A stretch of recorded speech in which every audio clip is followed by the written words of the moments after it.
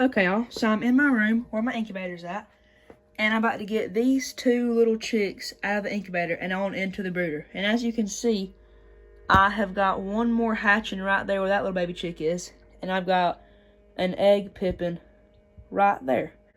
So I'm going to get these out and go ahead and take them to the brooder.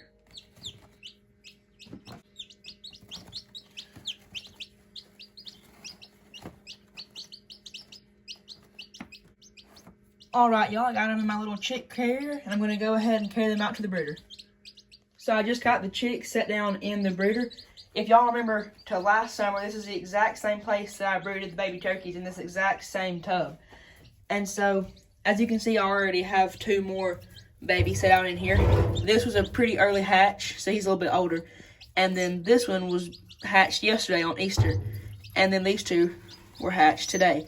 So I'm going to go ahead and just sit them out under here at the light and get the chick carrier out of here. And some people, whenever they go to introduce new chicks, they will dip their beaks into the water. But since we already have an established two chicks in here, they will show them what to do as far as drinking water.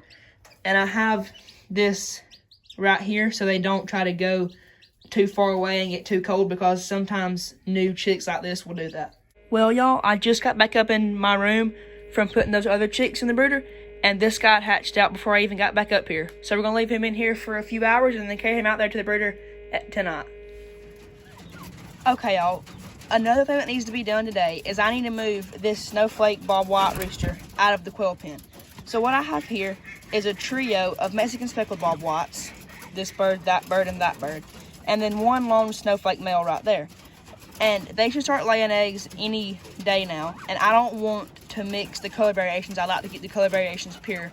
So I'm going to move this snowflake bob white rooster in with the silver pheasants for a little while. See how they do. Keep take on tonight. And then if they do good, leave him in there so I can breed these three birds to be pure Mexican speckled bob whites. Okay, y'all, well, that wasn't too bad. While I have it in my hand, I'm going to show y'all how cool looking that these birds are. This is a pure bob white quail.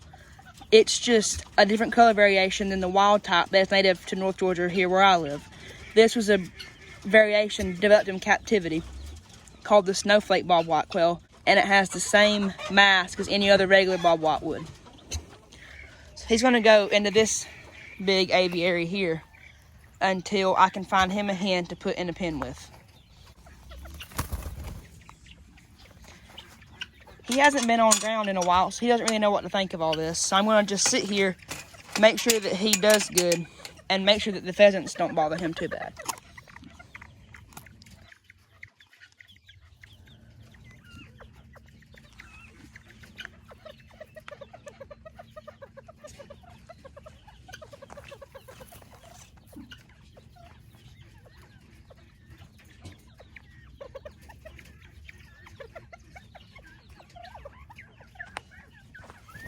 Okay, y'all, this is pretty cool. I was out here feeding, and I was able to catch this silver pheasant hen laying her egg. I just watched it fall right before I could get the camera on. She's in here in her little cave that we built her. And these are the exotic pheasant pairs that I got back in the summer that I made a video on. I think it was my second to last post I've made. And they are doing great.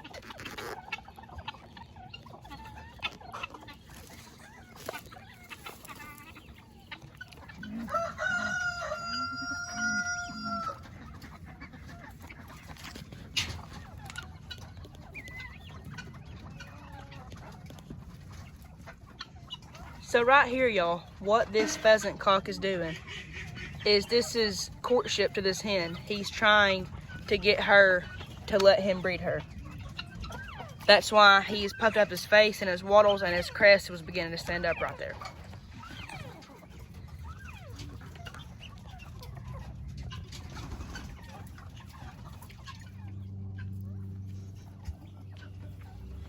Here is the pheasant egg, and I'm cladding it in time where it is still warm.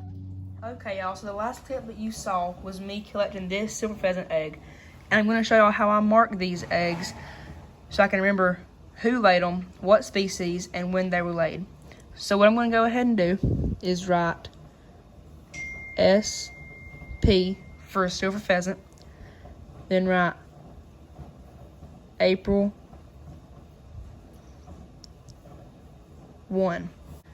And so that tells me the silver pheasant hen laid it April the 1st.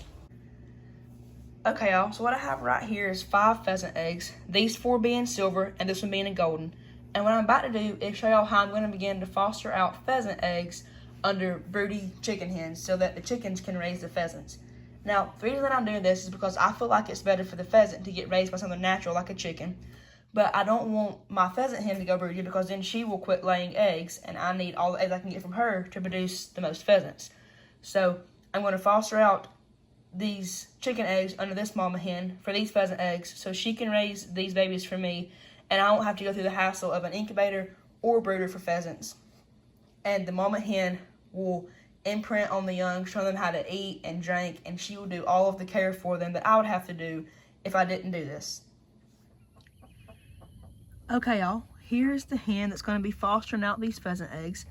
As you can see, she's a game hen. She's very mean. You can see under her all of the chicken eggs I'm about to get out and take away from her to put pheasant eggs under her. So what I'm going to do is kind of cover her. I'm going to do my best to try to cover her head with my hand to get all the chicken eggs out. Like that, basically.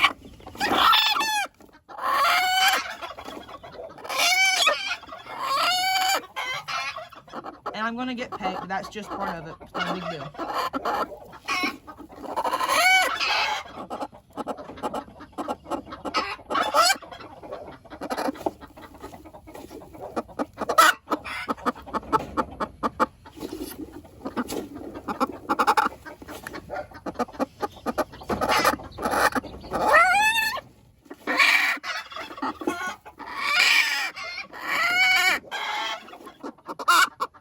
Now, after I have all of these eggs out right here, I'm going to place in the pheasant eggs that she will be fostering.